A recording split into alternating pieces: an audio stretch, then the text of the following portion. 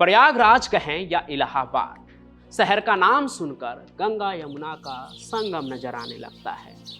लेकिन इस शहर में एक दौर ऐसा भी था जब वहाँ एक ही नाम का बोलबाला था और उसी के नाम से शहर की कुख्याति भी थी। वही नाम जिसके कई चेहरे थे, सातिर और खूंखार। जी हाँ, हम बात कर रहे हैं आज एक बार फिर से अतीक अहमद की। लेकिन कहानी आज बिल्कुल नई है। अगर आप क्राइम कनेक्ट के रेगुलर व्यूअर हैं ना, तो आप अतीक के कई चेहरे से तो पहले से ही वाकिफ होंगे। अतीक जिसने बाहुबल और सत्ता के लिए अपने गुरु चांद बाबा को जान से मार दिया, हालांकि वो चांद बाबा भी अपराधी थे। अतीक जो अपनी बात मनवाने के लिए लोगों की चमड़ी उधेड़ देता था, चुनाव जीतने के लिए विरोधी विधायक राजूपाल तक की हत्या करवा दी।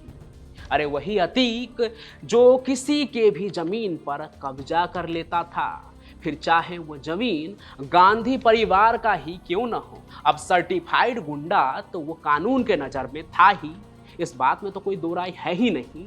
लेकिन उसका ईमान ऐसा था कि उसने कब्रिस्तान के जमीन को भी नहीं छोड़ा। और तब के इलाहाबाद में जमीन कब्जिया के हालात उसने ऐसे पैदा कर दिए थे ना कि वहाँ हिंदू समुदाय में भी उसका खौफ पैदा हो गया था। लोग अपने जमीन को, अपने घर को छोड़कर चले जाने पर भी मजबूर हो गए।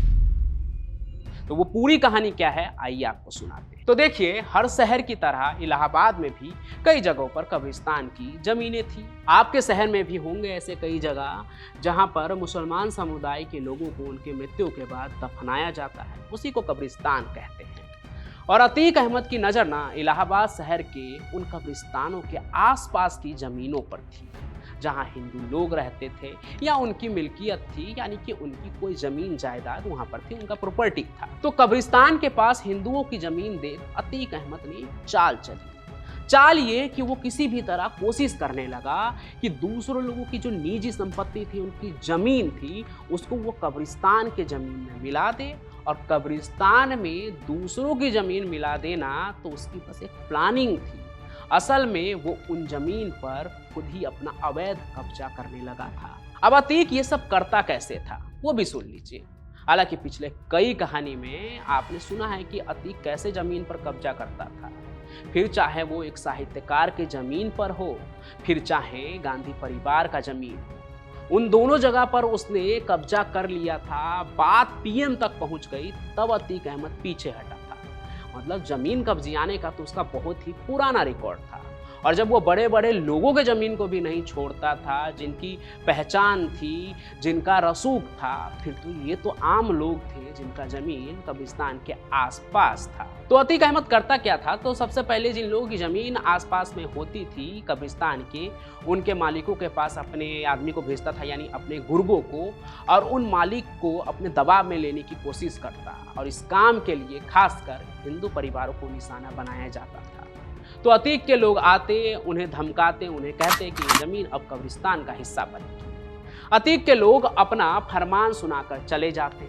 लेकिन जब कोई हिंदू इसका विरोध करता कि ये उनकी जमीन है, कब्रिस्तान की नहीं, तो उसे जान से मारने की धमकी भी दी जाती थी। और कहते तो ये भी हैं कि उन्हें डराने धमकाने के लिए सिर्फ बातों का इस्तेमाल ही नहीं होता था, बल्कि उन्हें नुकसान भी पहुंचा दिया जाता था। कई बार किसी को पकड़ के पीट दिए तो किसी को चाकू छुरा मार दिए। तो सवाल ये है कि इतने बड़े शहर में अगर ये खुलेआम हो रहा था, तो पुलिस प्रशासन क्या कर रही थी।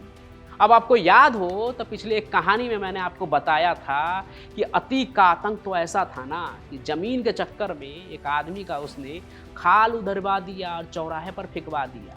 और वो भी उस आदमी को मारने के लिए उसने मुंबई से उसको पकड़ कर, वो उसके आदमी जाते हैं मुंबई और उसको पकड़ कर इलाहाबाद लाते हैं, उसके मोहल्ले में फिर ऐसा करते हैं। और ऐसा करने के बाद अतीक छिपता नहीं है, पुलिस थाने में ही फ़ोन कर देता है और कहता है कि उठा कर ले जाओ।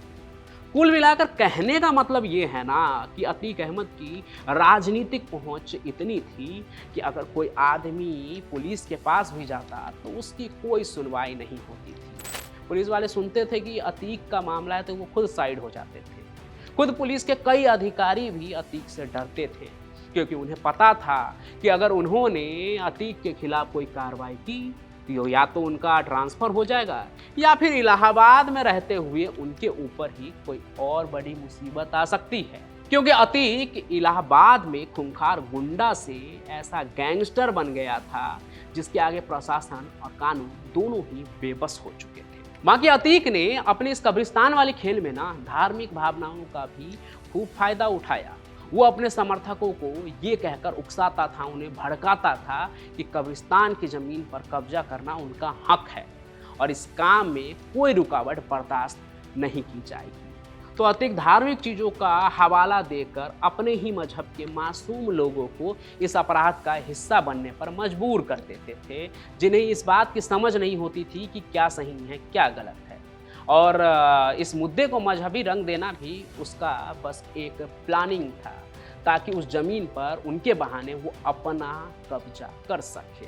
तो एक तरह से अतीक अपने लोगों को भी इस्तेमाल करने से नहीं चूकता था, ताकि उसका अपना मकसद जो है वो पूरा हो।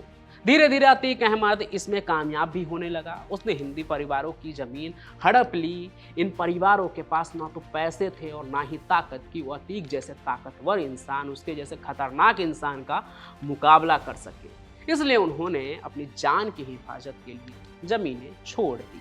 उन ज़मीनों को जो उनके पुरखों की विरासत थी, उनकी अमानत थी। प्रयागराज में कई हिस्सों में अतीक की इस गुंडागर्दी का असर साफ दिखने लगा था। लोग अतीक का नाम सुनते ही डर जाते थे कि भाई इनसे कौन पंगा लेगा, और कई लोग तो अपना घर छोड़कर दूसरी जगह चले जाते थे जहां उन्हें सेफ महसूस हो रहा था, ताकि कम से कम वो अतीक से अपनी जान तो बचा ले, प्रॉपर्टी ना बचे तो ना बचे, वो जिंदा रहे। हालांकि कुछ लोग अब भी बचे थे जो अतीक के खिलाफ न्याय के लिए लड़ना चाह रहे थे, उससे सामना करना चाह रहे थे। इसलिए पुलिस से हार कर उन्होंने कोर्ट का दरवाजा खटखटाया। फिर जाकर शिकायत दर्ज कराई गई, लेकिन ज़्यादातर मामलों में उन्हें निराशा ही हाथ लगी, क्योंकि अतीक के खिलाफ लड़ाई लड़ना मतलब अपने लिए मुसीबत मोल लेना था। लेकिन फिर भी कुछ बहादुर लोग जो थे ना, वो डटे रहे और न्याय की मांग करते रहे और अतीक अहमद के अपराध के खिलाफ कानूनी लड़ाई जो है वो लड़ते रहे। लेकिन ये लड़ाई इतनी आसान नहीं थी, क्योंकि अतीक अहमद के खौफ का असर केवल कब्रिस्तान की ज़मीनों तक सीमित नहीं था। उसके डर की जड़ें जो है इलाहाबाद की ज़िंदगी के हर हिस्से में फैली थी। अपहरण, हत्या, वसूली, गवाहों को डराना धमकाना तो उसका रोज का काम था। लेकिन कहते हैं ना, हर दिन एक जैसा नहीं होता है। रात होती है तो अगला सवेरा भी आता है।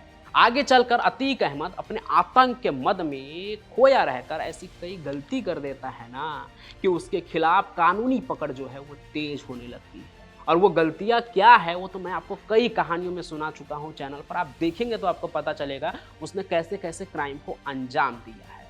हालांकि फिर होता क्या है कि उसके सभी क्राइम का जो है ना, एक दिन आप समझे तो जितना जिसको पाप का घड़ा भरा था वो एक दिन फूट जाता है, क्योंकि राजनीतिक बदलाव होता है। प्रदेश में कानून और व्यवस्था को लेकर सख्ती लागू करने की बात होती है। सरकार भी बदल जाता है। धीरे धीरे अतीक के खिलाफ जो है ना, कानूनी कार्रवाई जो है वो शुरू होती है, तेज होने लगती है और उसकी राजनीतिक ताकत भी कम होने लगती है। और जब उसे कई मामलों में दोषी ठहराया गया ना, तो धीरे धीरे जो उसके आतंक का विरासत था उसका पतन होना शुरू हो गया, क्योंकि अब वो सजायाफ्ता था, एक सर्टिफाइड अपराधी हो चुका था। तो जो पॉलिटिकल पार्टीज थी जिनके तरफ से उसे समर्थन मिल रहा था, जिनके सरपरस्ती में वो पल रहा था, अपराध से बच जा रहा था, उन्होंने भी अपना हाथ धीरे धीरे उसके सर से खींचना शुरू कर दिया। फिर तो अतीक अहमद के बुरे दिनों की शुरुआत होने लगी। फिर जब वो कानून के दलदल में फंसता चला गया तो लोगों को राहत महसूस होने लगी। फिर अतीक अहमद का अंजाम क्या हुआ तो वो तो आपको पता ही है, कि एक नॉर्मल से 3 लड़कों ने जाकर उसे हमेशा हमेशा के लिए इलाहाबाद से मिटा दिया। कोई बड़ा बाहुबली या गैंगस्टर भी नहीं था जो राइवलरी में अतीक अहमद को मारा। मतलब हो सकता है ऐसा कि उसके आतंक से सताए ही कई लोग हो जिन्होंने उसका सफाया कर दिया हो। हालांकि इसमें बात यह भी आई थी कि कुछ नए अपराधी थे जिन्हें कुख्याति प्राप्त करनी थी, इस वजह से उसने अतीक अहमद को ख़त्म कर दिया। लेकिन जो भी हो, अभी पूरे तरह से ये मामला भी साफ नहीं हुआ है, जांच चल ही रहा है। और इस मामले में जो भी हो, लेकिन अतीक अहमद ख़त्म हो गया, ये एक सच्चाई है।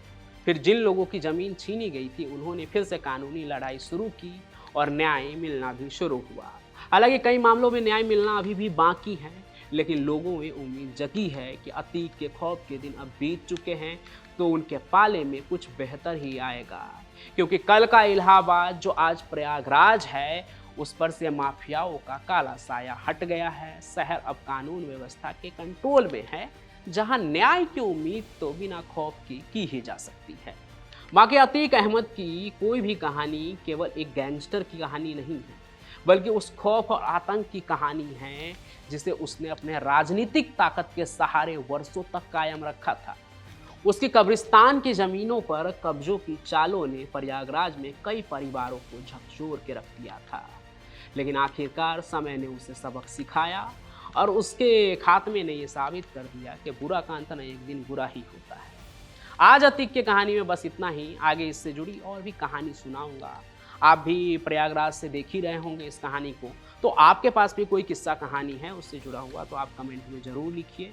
बाकी इस कहानी को लाइक कीजिए, ज़्यादा से ज़्यादा शेयर कीजिए। क्या सोचते हैं वो भी कमेंट जरूर कीजिए। कई सवाल आज मैंने पूछे हैं, तो उन सभी का आप जवाब जरूर दीजिएगा, और आप क्या सोचते हैं अतीक के खात्मे पर वो भी जरूर लिखिएगा। इस चैनल को सब्सक्राइब कर लीजिए ताकि ऐसी ही कहानी आप तक पहुंचते रहें। बाकी मैं पंचम प्रकाश मिलूंगा आपको किसी और सफ़र में किसी और क्राइम की कहानी के साथ। तब तक के लिए आपका बहुत बहुत धन्यवाद।